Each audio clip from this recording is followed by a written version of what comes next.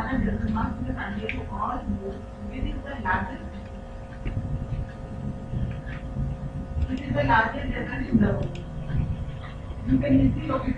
लोग बात कर रहे हैं टॉपिक इंटरनेशनल ट्रेड पर। इसके पहले जो कल मैंने बात की थी वो कौन सा था? वो था इंटरनल ट्रेड, याद होगा आपको, है ना? तो इंटरनल ट्रेड पर जो मैंने बात की थी उसकी खूबी क्या थी बताना। सबसे पहले मैंने बात किया था इंटरनल ट्रेड में कि वो इंटरनल ट्रेड जो है बेसिकली दो टाइप के थे। एक थे तुम्हारे होलसेल और एक था रिटेल। चैप्टर को माइंड मैप कैसे बनाओगे, that I would like to tell you कि चैप्टर में माइंड मैप बनाने का तरीका क्या होता है। सबसे पहले मैंने क्या पढ़ा इसका, what is the meaning. Second क्या लिखा मैंने, type of internal trade. Please type of the internal trade. जल्दी आ। अब जैसे मैं इसमें आ गया, मैं टाइप्स ऑफ इंटरनल ट्रेड पर अगर मैं आ गया तो फर्स्ट ट्रेड का क्या नाम है, होलसेल। दूसरे का नाम है रिटेल। अब होलसेल ट्रेड जो है वो मैन्युफैक्चरर से लेता है सामान। किससे लेता है? मैं तो सर्विस किसको दे रहा है, वो मैन्युफैक्चरर को। अरे अपने वो सारे वर्क किया, कल हमने बात की थी। फिर हमने बात किया वो रिटेलर को सामान देता है। He takes goods from the manufacturer and gives to the retailer. And retailers के पास क्या रिस्क। अब रिटेलर ट्रेड जो है वो किससे ले रहा है, वो ले रहा है होलसेलर से। लेकिन जब तक वो होलसेलर को नहीं लेगा तो मैन्युफैक्चरर से भी कहाँ से आएगा, नहीं आएगा। तो ये आ गया। इसका मतलब रिटेलर दोनों को हेल्प करता है, एक साइड में, और अनदर साइड में वो किसको हेल्प करता है, कंज्यूमर्स। कंज्यूमर को बहुत सारे फैसिलिटीज देता है वो। इसके बाद में हमने बात की थी कि टाइप ऑफ रिटेल ट्रेड थी। तो जिनके फिक्स शॉप नहीं थे उसका नाम है रेंट, और जिनके फिक्स शॉप है वो क्या हो गए, फिक्स शॉप। इटिनरेंट में जब हम गए तो इनकी 6 खूबियां बताई थी। Small traders with limited resource, normally deal in the consumer product of daily uses, mostly sell goods in the cash basis, है ना, operate with the very small amount of capital, और generally set all goods of price in the lower than the fixed price। जो बड़े दुकानों में price मिलती है उससे इसका कम हो, है ना। और लास्ट में आगे दे प्रोवाइड ग्रेटर सर्विस कहाँ पर, एट योर। ये किसकी खूबी, इटिनरेंट वालों की। किसकी है, इटिनरेंट वालों की। अब मेरी बात आती है इटिनरेंट आने के बाद में, इसको क्लोज करो यार, ठीक है। इटिनरेंट में सेकंड हम आते हैं हमारे पास में, एक हो गया हॉकर एंड पैडलर। मैंने कल बात की थी तुमसे, क्या बात की थी मैंने बोला था कि अगर जो है, हटाओ यार इसको, अगर मैंने इसमें हॉकी बात की तो हॉकर के पास में कैरी करने के लिए व्हील्ड व्हीकल होती है, लेकिन पैडलर के पास में नहीं होता। अपने बैग वगैरह में लेकर के सारा सामान आते हैं, यही है ना। तो this all has to be known by you. अच्छा आ गया, ठीक है। एक्चुअली इसमें ना पूरी विजिबिलिटी नहीं है इसमें, इसी वजह से दिक्कत आ रही। जस्ट अ मिनट, बैठ जाओ। अब उसको मैच कराओ उसके साथ में आंसर में। हाँ पूरा करके करो ना उसको। वो मुझे वो स्क्रीनशॉट लेके मुझे भेज, उसका स्क्रीनशॉट मुझे भेज दे। अब देखो आगे पेडलर हो गए, मार्केट ट्रेडर आ गए, स्ट्रीट वेंडर, चीप जैक्स आ गए, फिक्स्ड शॉप रिटेलर्स आ गए ना। अब हमारे पास स्मॉल स्केल पर अगर हम बात करें तो पहला कौन सा है, दूसरा क्या हो गया, स्पेशलिटी, जैसे मोबाइल का स्पेशलिटी स्टेशनरी है, स्ट्रीट स्टॉक आ गए, सेकेंड हैंड गुड्स आ गए। अब आते हैं लार्ज वाले पर, जब आ गए तो डिपार्टमेंटल है और चेन स्टोर। इसमें खर्चा पाओ, लोकेशन का इसमें इसकी सेंट्रल लोकेशन होनी जरूरी है। इसके पास वैरायटी ऑफ गुड्स होते हैं, लार्ज साइज होगा, सेंट्रलाइज परचेसिंग होगा। अब आ गया chain store of the multiple shops आ गए। अब इसमें जैसे हम आ गए इधर आ गए, अब एक मेल ऑर्डर बात की थी मैंने, फिर गवर्नमेंट ने वन टैक्स सिस्टम शुरू किया था, जीएसटी के बारे में। तो यहाँ तक मैंने कल आपसे बात की, और ये क्या था, इंटरनल ट्रेड था। आज जो मैं बात कर रहा हूँ इस टॉपिक का क्या नाम है, इंटरनेशनल ट्रेड। देखो इसके साथ है क्या, beyond the boundaries of the country. अगर मैंने देश से बाहर चला गया, या इसको हम इंटरनेशनल बिजनेस के तौर पर लें, किस बिजनेस पर, इंटरनेशनल बिजनेस, तो इसका नाम क्या हो जाएगा, इंटरनेशनल ट्रेड हो जाएगा। सेकेंड हमारे पास में इंटरनेशनल और external business, therefore it is defined कि those business activity take place across the national frontiers. It is not only the international movement of goods and service, but also capital, personnel, technology and intellectual property like patent, trademark. अब तुमको ये छोटी बात नहीं लगनी। अब एक example लेता हूँ मैं कि इंडिया से बिजनेस अमेरिका जा रहा है, तो इंडिया का क्या क्या जा रहा है? पहले तो केवल गुड्स होगा या फिर सर्विस होगा। तो पहले बोला कि मूवमेंट क्या हो गया, गुड्स एंड सर्विस। बोला इतना ही नहीं, आपके पैसे का कैपिटल भी जाता है, वो लोग भी जाते हैं। पर्सनल किसको बोलते हैं? प्रोफेशनल जो काम करते हैं उसको पर्सोनल बोलते हैं। आपकी टेक्नोलॉजी भी शिफ्ट होती है। आपका जो इंटेलेक्चुअल प्रॉपर्टी, अगर मैं कुछ रिसर्च करके बनाया हूँ तो वो मेरी कौन सी प्रॉपर्टी है? इंटेलेक्चुअल प्रॉपर्टी है। पेटेंट, ट्रेडमार्क, ये भी जाती है। इसका मतलब तुम बोलोगे, इसका मतलब है it is the movement of not only the goods and services but capital, personnel, technology, intellectual property like patent, trademark वगैरह वगैरह। तो ये ठीक है। बोला इसका स्कोप क्या है? तो बोला measure of operation of international business क्या क्या है? तो बोला देखो पहले आती है क्या क्या है। पहला मर्केंटाइज एक्सपोर्ट्स है। मर्केंटाइज का मतलब होता है, मर्केंटाइज का हो गया goods which are tangible but can be seen and touched. कपड़े जा रहे हैं तो क्या हो गया? मर्केंटाइज हो गया। अगर कुछ हमने सर्विस दे रहे हैं तो ये क्या है? इंटेंजिबल। इंटेंजिबल तो पहला हो गया merchandise export and exports, imports, services हो गया। अब देखो टूरिज्म, ट्रैवल वगैरह। फिर लाइसेंसिंग एंड फ्रेंचाइजिंग। तुम्हें फ्रेंचाइज के बारे में पता है? नहीं पता है। अब जैसे आपके तिलक नगर में यहाँ जो मेट्रो के पास मैकडोनल्ड है, तो जिसने मैकडोनल्ड खोला है पहले परमिशन ली होगी मैकडोनल्ड को कि मैं आपका ब्रांच खोलना चाहता हूँ। तो मैकडोनल्ड में खोलने के लिए 3 करोड़ 4 करोड़ रुपए ब्रांड देने के लिए, और जितना वो बिजनेस कर रहा है उससे उसकी कुछ शेयर जाती है। तो जब आप किसी कंपनी के अंदर उसके ब्रांड को लेके काम करते हैं तो उसको हम क्या बोलते हैं? फ्रेंचाइज। फ्रेंचाइज बोलते हैं। और लेकिन अगर हम कोई छोटा मोटा प्रोडक्शन करने का काम किया, लाइसेंस किया, उसको क्या बोलेंगे? लाइसेंसिंग। क्या बोलेंगे? लाइसेंसिंग बोलेंगे। अब देखो बोला permitting a person form in a foreign country. क्या बोले? किसी बंदे को या किसी फर्म को फॉरेन कंट्री में टू प्रोड्यूस क्या है? And sell goods under the trademark of the patent and copyright. अब मेरे पास भी मेरा भारतीय नाम पे ब्रांड चलता है, तो मैंने बाहर परमिशन दे रखी थी, फ्रेंचाइजी दे रखी थी, तो लोग मेरा बोर्ड लगाते थे, सारा काम करते थे, तो मैं उससे रॉयल्टी लेता था। तो मैं तो मेरा तो अब ये जो मेरी सर्विस कौन सी? लाइसेंसिंग और फ्रेंचाइजिंग वाली होगी। ओके जी। तो 3 तरह की बातें हुई। पहला मर्केंटाइज, फिर हो गया सर्विसेज, लाइसेंसिंग। अब आता है एफडीआई, बोलते हैं foreign investment. It means investment abroad, बाहर, इन एक्सचेंज ऑफ फाइनेंशियल। अब एक एग्जांपल, हमने बाहर एक फैक्ट्री लगाई जाके अफ्रीका में, तो लंगर के लिए तो नहीं लगाया, प्रॉफिट के लिए। और अगर बाहर की कोई कंपनी इंडिया में आकर अगर लगाती है फैक्ट्री या कुछ बिजनेस, तो वो भी तो पैसा यहाँ चल जाने के लिए आती है। तो बेसिकली क्या बोला गया? इट मीन्स इन्वेस्टमेंट अब्रॉड, बाहर, इन एक्सचेंज ऑफ फाइनेंशियल से रिटर्न आना। It can be FDI, directly invested in the property, and FPI, foreign portfolio investment. अब कोई बाहर से कंपनी आती है तो 2 तरीके से वो इन्वेस्टमेंट करती है। एक को बोलते हैं FDI और एक को बोलते हैं FPI। एक को क्या बोला? और एक को FPI। अब तुम्हारे कंट्री में Amazon आके काम कर रहे हैं, फ्लिपकार्ट इंडिया का था, अब वो इंडियन था, अब वो इंडियन नहीं रहा। अब क्या हुआ कि फ्लिपकार्ट को अमेरिका की कंपनी है वॉलमार्ट, उसने उसको खरीद लिया। कैसे खरीदा होगा? उसके सारे शेयर खरीद लिए। तो जब उसके सारे शेयर खरीद लिए तो कंपनी की हो गई, वॉलमार्ट की हो गई।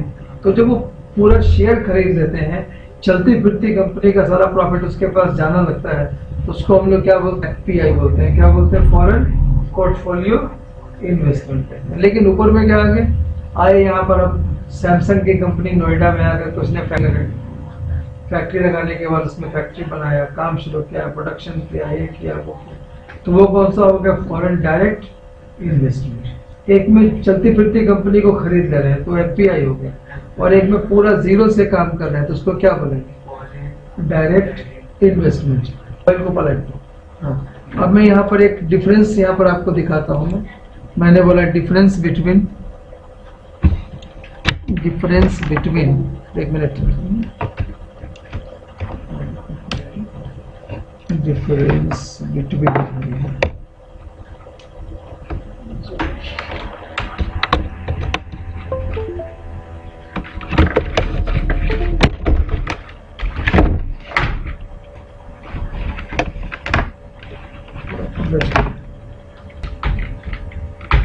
देखिए मैंने इसमें मैसेज किया कि difference between the FDI and FPI. अब इसने क्या बोला, in the foreign direct investment involve directly investment in the physical assets और business in the foreign country beginning long term capital. और इसमें पोर्टफोलियो में क्या होता है, it is the passive financial stock और बॉन्ड्स के ऊपर में लोग ये हावी हो जाते हैं। तो ये आपको लिखा गया दोनों के बीच का डिफरेंस। ये कैसा इन्वेस्टमेंट है, एफडीआई कैसा है, एक्टिव इन्वेस्टमेंट। ये कैसा है, पैसिव है। इसमें फिजिकल एसेट कंपनी बनाती है, इसमें फाइनेंशियल एसेट्स केवल खरीदती है। ये लॉन्ग टर्म है, ये बेच भी सकती है, फिर ये हाई मैनेजमेंट कंट्रोल होगा, इसमें कोई जरूरत नहीं है। तो बहुत सारे लोग जो बाहर के लोग हैं आकर के इंडियन कौन सी कंपनी खरीद लेते हैं, जो इंडिया में कंपनी चल फिर रही होती है, मतलब प्रॉपर रनिंग में होती है। तो जो रनिंग कंपनी को उसमें ले लिया तो क्या हो गया, एफपीआई फॉरेन पोर्टफोलियो इन्वेस्टमेंट। और अगर ऐसे पूरा जो काम किया तो क्या हो, फॉरेन डायरेक्ट इन्वेस्टमेंट।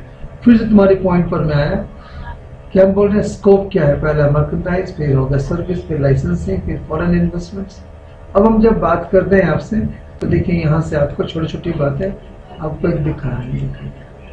पहला क्या बोला, difference between the international business and internal business. Internal का ही नाम क्या था, how buyer and seller come from the different country from the same country, belong from the various countries अलग अलग, hence have wider set of values and aspirations। इसमें क्या होगा, belong to the one country and hence consistency in their value system and behavior। mobility with various restrictions, लेकिन इसमें कोई restrictions नहीं है। difference in taste and preference does not complicate, क्योंकि वो इंटरनेशनल है। अब ये सारे जो डिफरेंसेस थे 5 अगर आप लिखिएगा तो आपका काम हो जाएगा। इसी में तक price of currency express relation to the other country, same अपनी होम करेंसी पर काम करता है। तो ये दोनों का जो लास्ट चैप्टर हम पढ़ रहे थे और इसका मेन मुद्दे की बात करें तो दोनों का डिफरेंस ये वाला होगा जिसमें दिया। अब हम आते हैं समाज, सबसे पहले स्कोप के बाद में बेनिफिट्स क्या है। बेनिफिट्स किसका, इंटरनेशनल बिजनेस का। तो देखो किसको किसको फायदा होता है। पहला बेनिफिट किसको मिलेगा, नेशन को।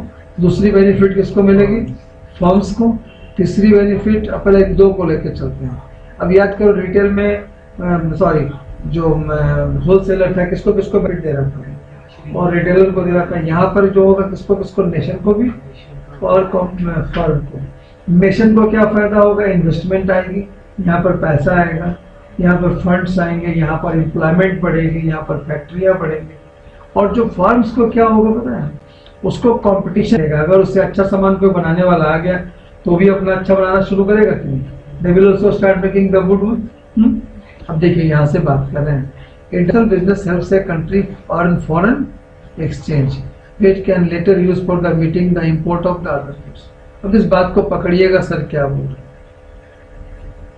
हैं। बेसिक अब से हम क्या बात करने जा रहे थे कि जैसे मान लीजिए गवर्नमेंट को कोई सामान खरीदना है, गवर्नमेंट को कोई सामान खरीदना है तो गवर्नमेंट पैसा जो मार्केट से उसके पास पैसा है, अगर उससे खरीदना चाहे तो उसको दिक्कत होती है। गवर्नमेंट को क्या चाहिए, फॉरेक्स चाहिए, फॉरेन एक्सचेंज चाहिए, डॉलर चाहिए, चाइनीज करेंसी चाहिए।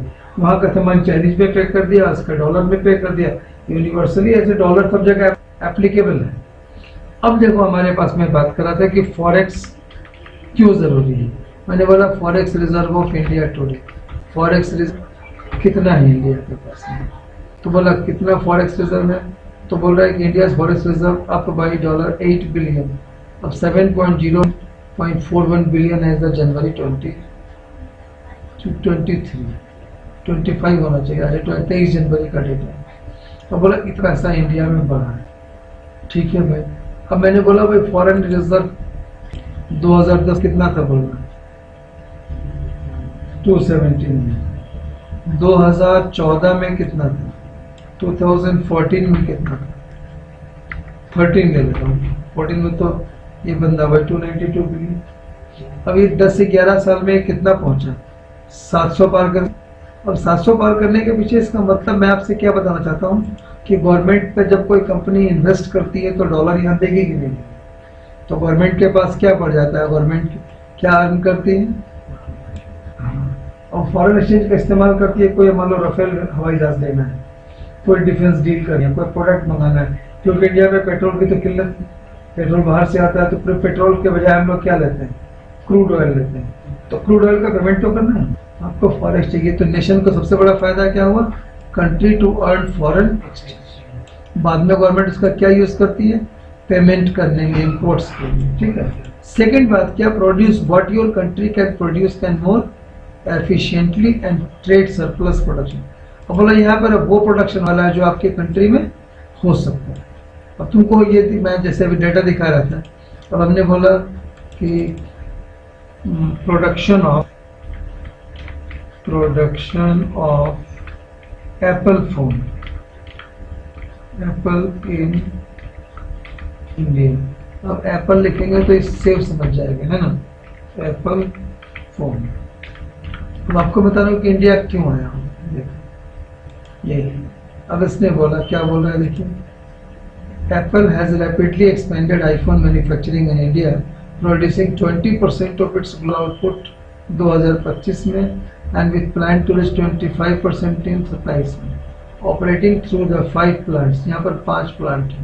कंपनी कौन सी है, फॉक्सकॉन चला रही है। Tata group India now serves as the key export hub, producing high-end pro models and even shipping the US market, reducing the reliance on China। अब पहले वो किस पर, चाइना, हाँ चाइना पर थे, चाइना के ऊपर में डिपेंडेंट थे। अब चाइना से हटा के क्या ले आए इंडिया। अब लाने का मकसद क्या था उसका, यहाँ पर उसको जल्दी काम हुआ। तो अब तुम समझो कि produce what your country can produce more efficient का मतलब कम कॉस्ट में, और इफेक्टिवली का मतलब टाइम पर। 2 वर्ड बीएसटी में जुबान पर रखो, 12th क्लास शुरू होते 2 वर्ड तुम्हारे जो आ जाएगी, efficiently and effectively and trade and the surplus, exporting and flourishing in international trade. अब इससे एक्सपोर्ट भी होगा, इंटरनेशनल ट्रेड भी बढ़ता है, इंटरनेशनल ट्रेड भी बढ़ता है। बच गया, बंद करते हैं। अब बोल रहे हैं हमारे पास में the vision of the become international comes from the grow करने के लिए need to become more competitive।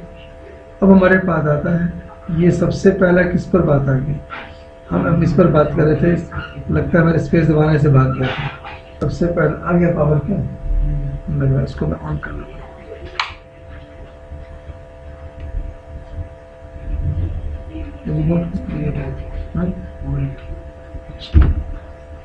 देखिए फिर से एक बार मैं पॉइंट को रिव्यू कर लेता हूं।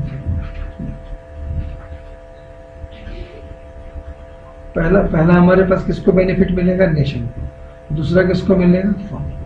तो पहले मैंने बोला फॉरेन रिटर्न किया, दूसरा एफिशिएंट प्रोडक्शन हो गया, एक्सपोर्ट हुआ, और international business people in the world community are able to consume enjoy high standard of living. इससे दुनिया में लोगों को क्या फायदा मिल रहा है कि उनको हाई स्टैंडर्ड ऑफ सामान मिल रहा है।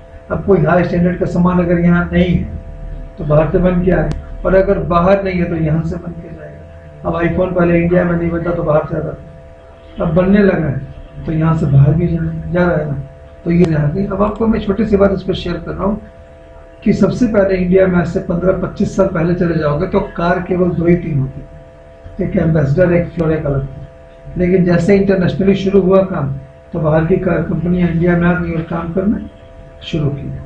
तो पहले नेशन को बेनिफिट मिले, फॉर्म को क्या बेनिफिट मिलेगा देखना, when the domestic prices are lower, जब आपके घरेलू बाजार का प्राइस कम है, business firm can earn profits, तो ज़्यादा पैसा कमा सकते हैं, their product in countries where prices are high.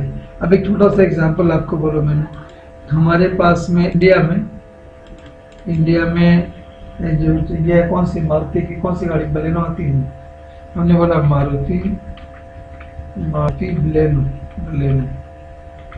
Baleno price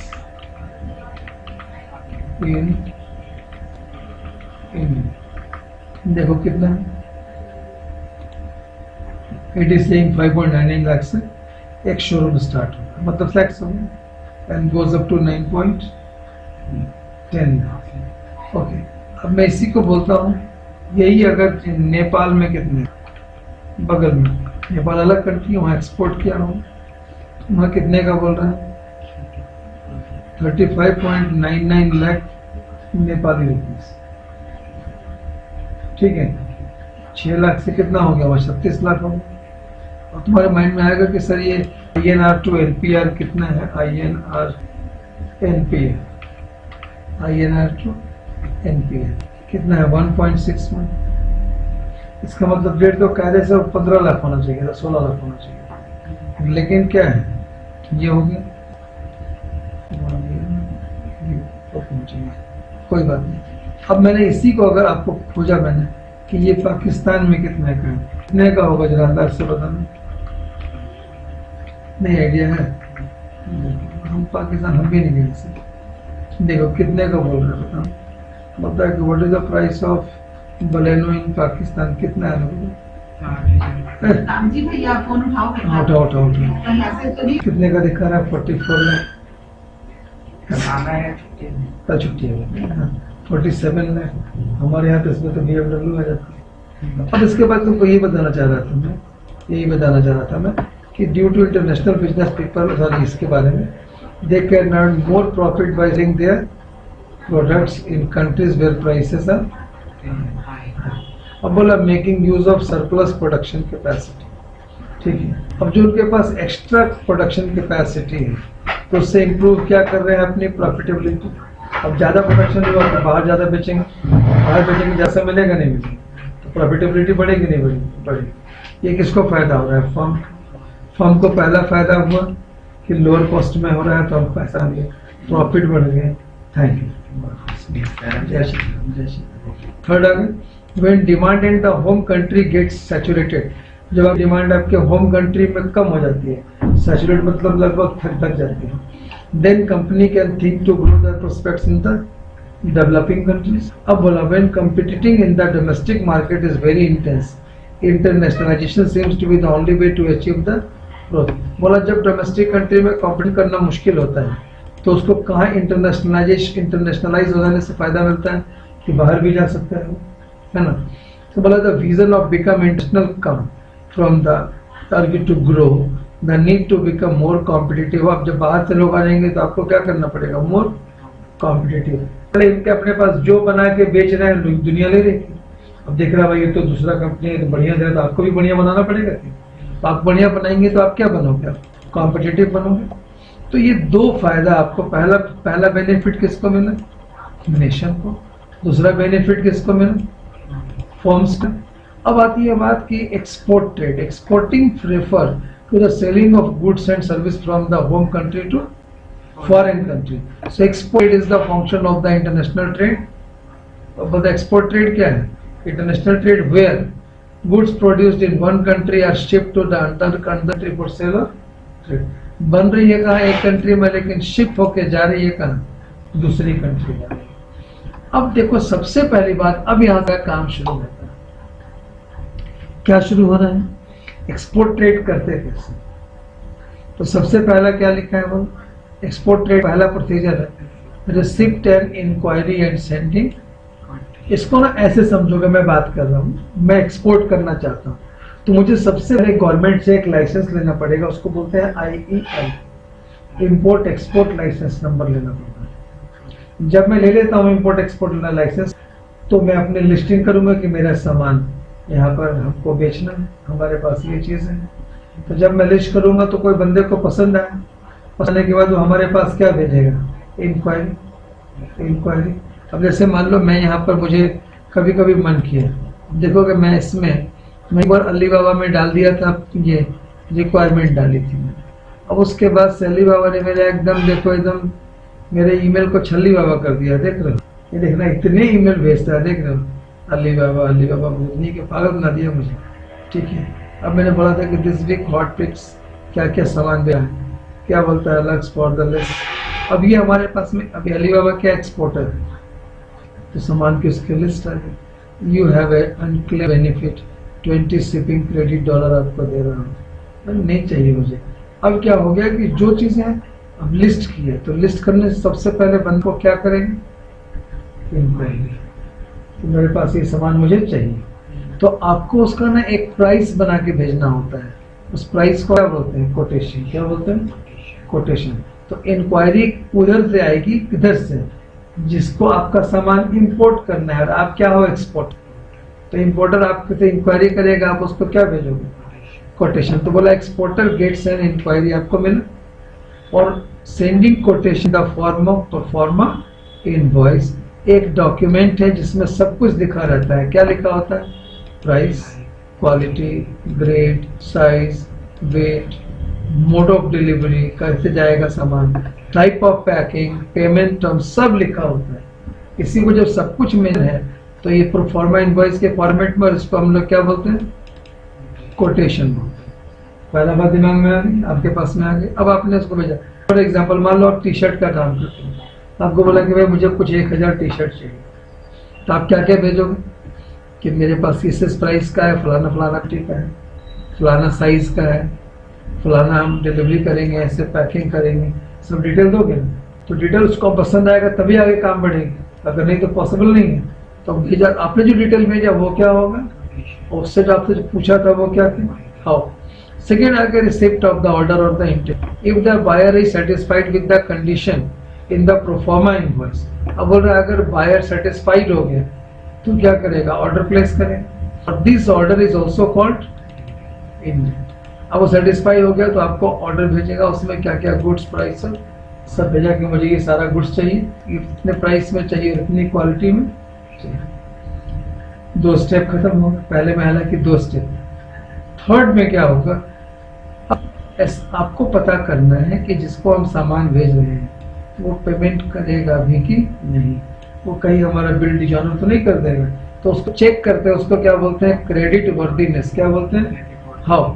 तो बोला accessing importers credit worthiness and securing a guarantee for the payment. After receiving the indent, जब उसे ऑर्डर मिल गया, एक्सपोर्टर कंडक्ट करेगा इंक्वायरी अबाउट उसकी किस कैपेसिटी के बारे में, हाँ, और importer to ensure promptness in the settlement की पेमेंट हो। और तुमसे पूछा गया व्हाट इज क्रेडिट वर्दीनेस, तो बोलोगे after receiving indent importer makes an inquiry about the financial capacity of the importer, this is called importers credit worthiness. ठीक है, वर्ड में पॉइंट। सेकंड, यूजुअली एक्सपोर्टर में demand a letter of credit in this regard. उसको बोले भाई मुझे तुम एक लेटर दोगे, लेटर ऑफ क्रेडिट। अब तुमसे पूछा किसी ने, बेटा ये लेटर ऑफ क्रेडिट होता क्या। अब मैंने पूछा व्हाट इज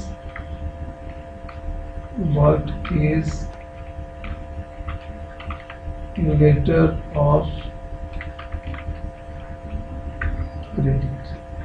अब बोला letter of credit is a bank's guarantee of payment to a, बोला तो बैंक गारंटी लेता है कि मैं इसकी पेमेंट करूँगा। ठीक है, तो अब बोला exporter on behalf of the buyer. ठीक है, अब बताओ अगर ऐसा हो गया तो भेजने वाले को कोई लोड नहीं है, तो भाई बैंक ने गारंटी ली, बैंक गारंटी लेता है, उसका क्या नाम होगा, लेटर ऑफ। अब बोला ऑब्टेनिंग एक्सपोर्ट लाइसेंस। तो मैं तो पहले ही बोला था कि आपको इंपोर्ट एक्सपोर्ट लाइसेंस रखना चाहिए, ये बाद में बोल रहा हम पहले ही रखें। ठीक है, 4 स्टेप हो गए। अब बोला गया in order to get the export license from the import export authority, the exporter has to fulfil the following formality. इसको क्या क्या पढ़ना पड़ता है, इसके पास एक बैंक अकाउंट होगा, अब बैंक अकाउंट नहीं होगा तो पेमेंट कहाँ है, किस पड़ जाएगा। सेकेंड बोला ऑब्टेनिंग इंपोर्ट एक्सपोर्ट कोड, उसको एक कोड मिलता है, आईईसी कोड नंबर मिलता है। अब देने वाला कौन है पता को, director general of foreign trade वाला देते हैं।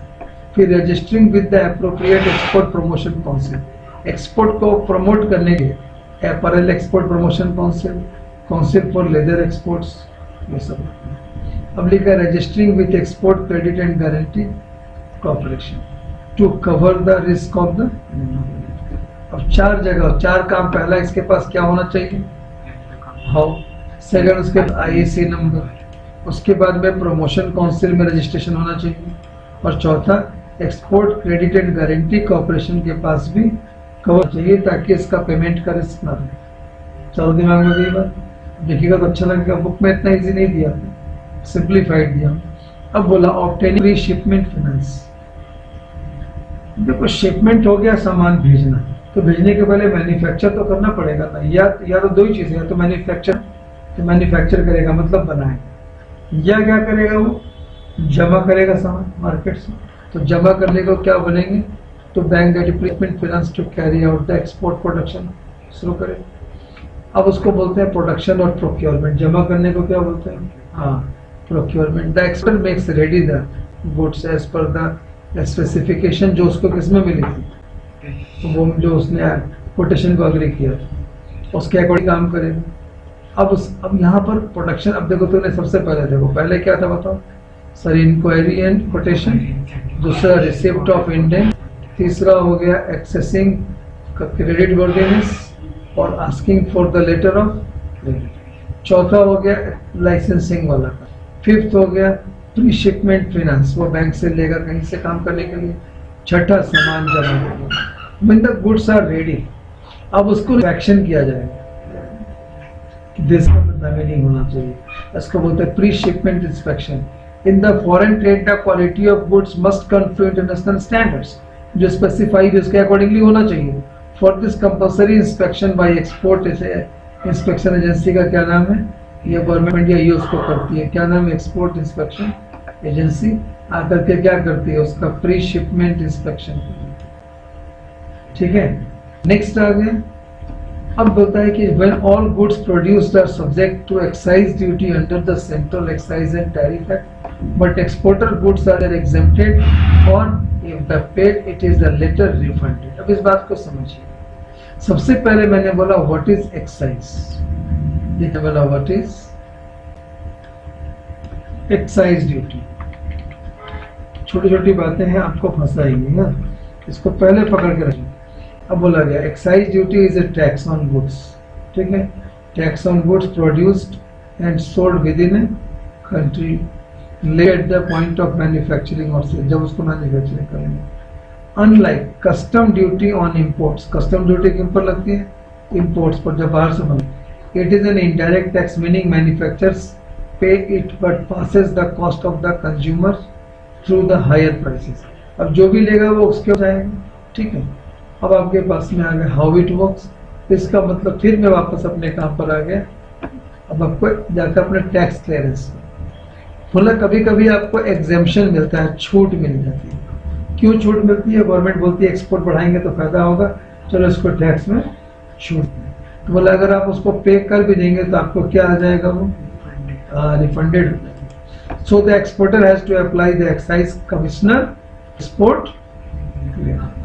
फिर से बताओ, पहला क्या था, इंक्वायरी एंड कोटेशन, दूसरा receipt of the indent, third हो गया credit worthiness, obtaining export license हो गया, obtaining pre shipment finance, loan लिया चाहे कैसे, production procurement, pre shipment inspection, excise clearance. अब आता है ऑब्टेनिंग सर्टिफिकेट ऑफ, कहाँ पर, जैसे लिखा था made in China, made in Japan लिखा होता है, मतलब ओरिजिन वहां से। अब बोला गया some important country provide tariff concession, कुछ कंट्री आपको टैरिफ मतलब टैक्स, जो बॉर्डर का टैक्स छूट है किसी सर्टेन कंट्री में अगर आप प्रोडक्शन करेंगे तो। सर ऐसा क्यों करते, उनको लगता है कि कुछ भला करते हैं। To avail such benefit the exporter has to obtain the submit certification to origin का, उसको देना पड़ता है कि कहाँ से आया है। अब आ गया रिजर्वेशन ऑफ शिपिंग स्पेस, और शिप कहाँ करेगा, वो शिप में जाएगा। अब मान लो तुम दिल्ली में हो, तुमको सामान यहाँ से एक्सपोर्ट करना है, तो शिप तक तो सामान भेजना होगा। अब तुम यहाँ से उठा के जाओ वहाँ शिप में डालोगे तभी, नहीं, कोई जरूरत नहीं। शिपिंग कंपनी यहाँ खुली हुई है, उसका ब्रांच, आप खाली वहां पर स्पेस रिजर्व कीजिए, वहां तो उठा के, ठीक है। लेकिन देखिए यहाँ पर बोला the exporter has to apply for this by furnishing complete information about probable date of the shipment and port of destination, कब डेट, कब सामान निकलेगा और कहाँ पहुंचना है, डेस्टिनेशन मतलब जहाँ पहुंचना है। On acceptance shipping company issue shipping, जब वो कंपनी में डालेगा तो वो आपको एक ऑर्डर दे देगा। अब आती है बात उसका packing and forwarding. Goods are packed and the mark with details such as the name, address of importer, gross and net weight. अब देखो ग्रॉस वेट और नेट वेट क्या हो गया, देखो तुम बताना। जैसे ग्रॉस प्रॉफिट और नेट प्रॉफिट। तो मान लो हमने सामान उसको 600 किलो दिया, लेकिन जो हम पैकिंग कर रहे हैं ऊपर से मोटा मोटा देखे कि कहीं टूट फूट ना जाए, तो 1000 किलो हो गए। तो ग्रॉस वेट कितना हो गया 1000, लेकिन नेट वेट कितना हो गया 600 किलो आ गया। तो दोनों लिखेगा। फिर क्या लिखा रहेगा, डेस्टिनेशन पोर्ट कहाँ पर, वहाँ भी किस पोर्ट में उतरेगा, कंट्री ऑफ ओरिजिन, ये सब उसको मिला कर देना पड़ेगा फॉर्मेट। अब आता है उस गुड्स का क्या कराया जाएगा, इंश्योरेंस, कि भाई रास्ते में कुछ नुकसान हो गया तो रिकवर कर ले। अब आ गया कस्टम्स क्लियरेंस, अभी बताया था ना इंपोर्ट एक्सपोर्ट में, बोला before loading the goods on the ship customs clearance should be obtained by the exporter, for this exporter perhaps shipping bill के द्वारा। अब आ गया ऑब्टेनिंग मेट्स रिसिप्ट। अब जैसे ऊपर after the goods are load on the ship, तो उसका जो कैप्टन आपको एक रिसिप्ट देता है कि हाँ मुझे सामान मिल चुका है, इसी को बोलते हैं मेट्स रिसिप्ट। नेक्स्ट आ गया पेमेंट ऑफ फ्राइट। अब ढुलाई देना पड़ेगा शिप को, ले जाने का तो देना पड़ेगा ना पैसा, हमारा तो समझी थोड़ी है कि वे फ्री का नहीं पहुंचा देंगे। तो payment of freight and issuance of bill of landing pay किया, और उसको बोलता था CNF एजेंट, क्लियरिंग और forwarding agent submits the mates receipt. हाँ, अब देखो उसने क्या किया, आपको बिल ऑफ लैंडिंग लग गया सामान। अब preparation of invoice, exporter has to prepare एक इनवॉइस, बताया था ना जो बेचते हैं सामान तो उसको बिल बनता है, invoice of the goods which contain the details such as the quantity, the amount to be paid by the importer, कितना पे करना है। After shipping of goods, पहुंचने के बाद exporter sends the सारा document, bill of lading, bill of exchange, letter of credit, invoice, insurance वगैरह सब उसको भेजता है, और completing the permit receivement from the importer. देखो 18 स्टेप है। अब तुमको दिमाग में आधा तो जुबान पर होगा मुझे लगता है, नहीं? पहले का बताओ, inquiry and very good. Second order. Third क्या हो गया, क्रेडिट वर्दीनेस पता करना, एक्सपोर्ट लाइसेंसिंग करना, प्री शिपमेंट फाइनेंस वो बैंक से ले लेता है, फिर प्रोडक्शन और प्रोक्योरमेंट किया। अभी एक पार्ट खत्म। नेक्स्ट पार्ट में शिपमेंट इंस्पेक्शन चेक होगा, एक्साइज क्लियरेंस, दर्शन कर लिए बाबू, obtaining certificate of origin, reservation of shipping space। अब आ गए packing and forwarding, assurance of custom clearance, obtaining mate's receipt, payment of the freight, landing, preparation of invoice और securing. अच्छा लगा कि अच्छा, टीचर एक बार बताएगी जो दिमाग में नहीं आता, मान लेगी तुमको अब आ रहा होगा, अच्छा सर इतना स्टेप नहीं करेंगे तो, अगर एक भी स्टेप मिस किया पैसे नहीं। मान लो गवर्नमेंट जब उसको क्लियरेंस नहीं दिया तो आगे जा ही नहीं सकते। जब तक गवर्नमेंट का क्लियरेंस नहीं मिला कि तुम्हारा सामान ठीक ठाक है, तब तक नहीं जाता। मतलब अगर पेमेंट रिसीव करना, मतलब जब सामान मिल गया तो क्या करता है, to receive from the importer. आप तो एक्सपोर्टर हो, उससे पैसे आपको मिल गए, ठीक है ना। नेक्स्ट आ गया, अब बोलता है अब ये एक्सपोर्ट रेट था, इम्पोर्ट में उतना कुछ नहीं। अब उल्टा करें, अगर हम इंपोर्ट करें, तुम अगर इंपोर्ट कर रहे हो तो तुम इंक्वायरी करो, वो तुमको क्या भेजेगा, कोटेशन भेजेगा, आप फिर उसको क्या भेजोगे, इंडेंट आप भेजोगे, उसके बाद आपका रोल खत्म, फिर आपको खाली पेमेंट देना है, इतना ही ना। तो देखो आगे देखो, पहला एंट्री किया ट्रेड इंक्वायरी के बाद में आपके पास लाइसेंस होना चाहिए, फॉरेन एक्सचेंज मतलब आपके पास पैसा होना चाहिए कि आप पे करेंगे। आपने फिर क्या दे दिया, ऑर्डर।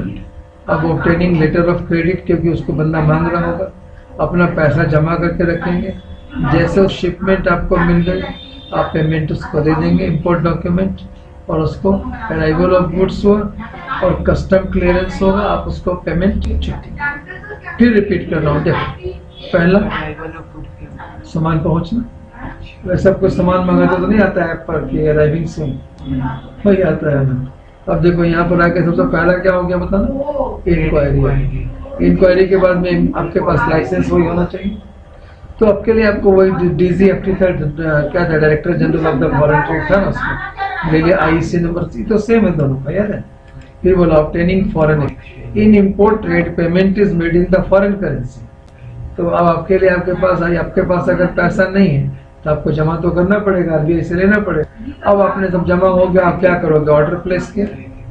अब the importer should obtain the letter of credit from his bank and forward it to the, क्योंकि तुमने पढ़ा था उसको चाहिए था, नहीं चाहिए था, तो बैंक तो डायरेक्ट उसको देगा नहीं, इसको खुद लेना होगा, उसको लेकर के दे। अब पैसा जमा कर लिया। It is document sent by the exporter to the importer containing key information about shipment of good after it being made in the, तो जैसे वहाँ शिप में लोड हुआ तो इसको ये मिल गया, एडवाइस आ गया, तो भाई सामान लोड हो गया। अब retirement of import documents after the goods are, तो सामान आ गया, वहाँ से निकला है, the exporter submits all the necessary document with the, उसके बैंक वाले को भेज दिया for getting the payment. He importer has to retire, receive the documents either by the ready payment or by the accepting उसको मिलना। अब last में on arrival of goods the person in charge of the ship informs, ship का बंदा आपको inform करता है at the dock through the document called import general manifest। import general manifest is the document, इसमें लिखा रहता है कि imported goods and on the basis which the cargo is, आपका सामान यहाँ आ गया, आ जाओ लास्ट में। अब जाओगे आफ्टर फुलफिलिंग, अब याद करो मैंने अभी लिखा था ना कि अगर हम इंपोर्ट करेंगे तो हमको कस्टम ड्यूटी देनी पड़ती है, तो बोला कि after filling all the formalities at the dock and payment of dock dues freight if any and the custom duty the importer can release the goods from the, है ना, और सामान को इंपोर्टर रिलीज करा के ले गया, कंप्लीट हो गया। अब पहला में 18 स्टेप, इसमें 10 स्टेप, वो एक्सपोर्ट का काम था, ये किसका था, इंपोर्ट का। अब लास्ट में डॉक्यूमेंट्स क्या क्या लगता है, देखो शिपिंग बिल क्या है, it is the document on the what basis of the permission is granted for export of the goods by the custom office. It contain full detail of सामान। अब आ गया मेट्स रिसिप्ट, आपको बताया था मैंने कि the captain of the mate of the ship to the exporter after goods, ठीक है। अब आ गया letter of credit, letter to credit, guarantee letter issued by the importers, कितना सोचना है, इसका आंसर है बेसिकली। फिर indent in which importer orders, आ गया shipping order, exporting from applies, कहाँ से उसको हमने बताया, अपने शिपिंग स्पेस के लिए जाओगे तो आपको क्या मिलेगा, शिपिंग ऑर्डर तभी हो सकता है। नेक्स्ट आ गया, अब आता है ये सारी दुनिया में जो ट्रांजेक्शन्स होती है वर्ल्ड वाइड, उसको कौन हैंडल करता है, वर्ल्ड ट्रेड ऑर्गेनाइजेशन। अब देखो इस एग्जिस्टेंस में कब आया था, 1995 में। हेडक्वार्टर कहाँ है, जेनेवा स्विट्जरलैंड में है। ये परमानेंट ऑर्गेनाइजेशन है, created by an international treaty, अंतर्राष्ट्रीय कानूनों के तहत बनाया गया है। अब इसके क्या क्या ऑब्जेक्टिव है, देखो पहली ऑब्जेक्टिव है टू रिड्यूस द टैरिफ, मतलब जो एक देश के ऊपर टैक्स लगाते हैं। दूसरा to improve the standard of living, to maintain sustainable development, करता कुछ नहीं, बकवास नहीं पाते इनके बारे में, ठीक है। अब इसका रोल क्या है, to remove barriers, to act as the dispute settler, settler बोल दिया वही करेगा, to ensure that all the rule of regulations prescribed in the act duly followed, laying down a commonly accepted code, consult other agency to bring better understanding operation in the global economic policy, providing technical assistance and guidance related to the management, taking special WTO के questions आते हैं, इतना ही है last question. अब इस बात तुम बताओ इंटरनेशनल बिजनेस का मेन क्या था, feature, reason, benefit to nation, benefit to farmer, इसमें लिखा था डिफरेंट करेंसीज, लीगल फॉर्मेलिटीज ज्यादा है, डिस्टेंस बैरियर, जैसे बोला एक्सपोर्ट ट्रेड, एक सारे स्टेप थे ना, इंपोर्ट पेमेंट, यही सारे स्टेप थे ना, जैसे निकले। अब आ गए इंपोर्ट ट्रेड में ऑब्जेक्टिव या प्रोक्योरमेंट या WTO में आ गए। हमको लगता है चैप्टर 70% तो दिमाग में जाना चाहिए, है ना, अच्छा लगा हो, है ना। अब इसको यहीं पर क्लोज करेंगे। अब देखिए आपके पास MC अच्छा रहेगा, certificate of inspection is issued by, कौन करता होगा, तो बोलते हैं एक्सपोर्टर बैंक इंश्योरेंस, बोलते नहीं, एक्सपोर्ट इंस्पेक्शन काउंसिल ऑफ, यही था ना, EIC, याद करो, यही सर्टिफिकेट इंस्पेक्शन का करता था, याद करो। Which of the following is not effective to import trade, overcome famine, to improve standard of living, to earn foreign exchange। अब हम इंपोर्ट कर रहे हैं तो पैसा जाएगा, टू स्पेंड अप क्रिस्टलाइजेशन, तो ये नहीं होगा, क्योंकि जब हम इंपोर्ट करेंगे तो पैसा तो जाएगा, एक्सपोर्ट करेंगे तब ना आएगा। तो यहाँ से आप करोगे, इसका क्या 1 मार्क करें। अब देखो 1 का D2 का C सही था कि गलत है, 2 का C है। अगर कोई भी लेते हैं, मान लो ये the exporter has to open a bank account in any bank authorised to deal to the foreign exchange. अब इसमें कौन सा होगा, फॉरेन एक्सचेंज आरबीआई होना चाहिए कायदे से, है ना। अपने फोर्थ का आंसर क्या होगा, बी। तो कौन सा बैंक बोला है, तो फोर्थ में रिजर्व बैंक, है ना। तो ये चीजें आपके पास है, ठीक है ना। अब यहाँ से आ गया एजर्शन रीजनिंग आ गया। तो अच्छे अपने को पढ़ोगे ना तो क्वेश्चन समझ में आएगा। अब ये को differentiate between the national trade and the internal business पढ़े थे। सेकंड आ गया what is the major reason underline trade between nations, ऊपर के क्वेश्चन से आ गए। तो ये फाइल आपको मैं शेयर करूँगा, ठीक है। दिस फाइल है शेयरिंग ट्रेड, कौन सा चैप्टर 10 है ना, 10 चैप्टर आपको मैं शेयर करूँगा। मैं ना ऐसे क्यों बना के रखता हूँ बच्चों के लिए, उनको पढ़ने में इजी हो जाता है।